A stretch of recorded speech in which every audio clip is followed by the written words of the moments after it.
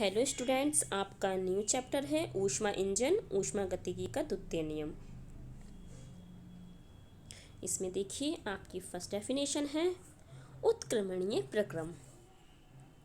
इसमें देखिए यदि किसी प्रक्रम को बाह्य दशाओं में अल्प परिवर्तन करके इस प्रकार उत्क्रमित किया जाता है कि सीधे प्रक्रम में हुए सभी परिवर्तनों की विपरीत दिशा में ठीक ठीक पुनरावृत्ति हो जाए। ठीक है, सभी परिवर्तनों में क्या है, ठीक विपरीत दिशा में उसी प्रकार से क्या है, ठीक ठीक वैसे ही पुनरावृत्ति हो जाए तथा प्रक्रम में भाग लेने वाली सभी वस्तुएं व बाह्य परिवेश में कोई परिवर्तन शेष ना रहे, तो ऐसे प्रक्रम को हम कहते हैं उत्क्रमणीय प्रक्रम। फॉर एग्जाम्पल, यदि किसी निकाय को Q ऊष्मा दी जाए और उसमें W कार्य प्राप्त हो, तो उत्क्रमित प्रक्रम में निकाय पर W कार्य किए जाने पर उससे उतनी ही ऊष्मा Q प्राप्त हो जानी चाहिए।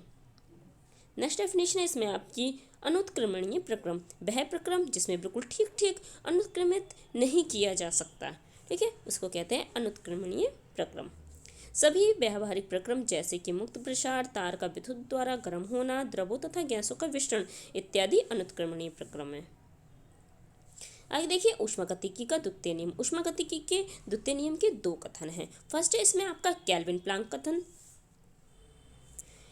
ऊष्मा इंजन में कार्यकारी पदार्थ तप्त वस्तु से ऊष्मा लेकर ऊष्मा के एक भाग को कार्य में परिवर्तित करता है। ठीक है, एक भाग को क्या है, कार्य में परिवर्तित करता है तथा शेष ऊष्मा एक शीतल वस्तु को दे देता है। किसको दे देता है? शीतल वस्तु को दे देता है। आज तक ऐसा इंजन नहीं बन सका जो तप्त वस्तु से ली गई संपूर्ण ऊर्जा को कार्य में बदल दे।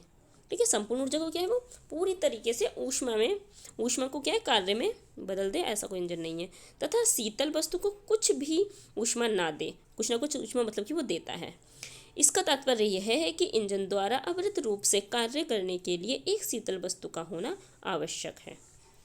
इस विवेचना के आधार पर केल्विन तथा प्लांक ने निम्नलिखित कथन दिया है। ये देखिए,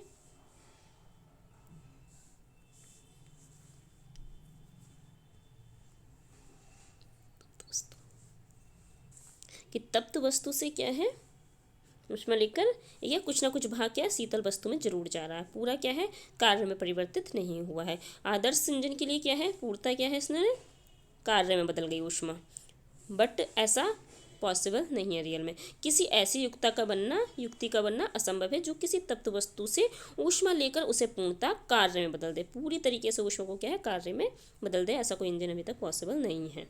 ठीक है, ये सिर्फ आदर्श इंजन के लिए हम ऐसा लिखते हैं। किसी अन्य शीतल वस्तु को कुछ भी ना दे, ऐसा पॉसिबल नहीं है। तो ये इसका कथन था। इसका अर्थ है कि कार्य प्राप्त करने के लिए तप्त वस्तु के साथ साथ शीतल वस्तु का भी होना आवश्यक है। ठीक है, ये तप्त वस्तु थी, उसके साथ साथ ये शीतल वस्तु का होना भी जरूरी है। आगे आपका क्लेसियस का कथन, विपरीत दिशा में कार्य करने वाला ऊष्मा इंजन ही देता है।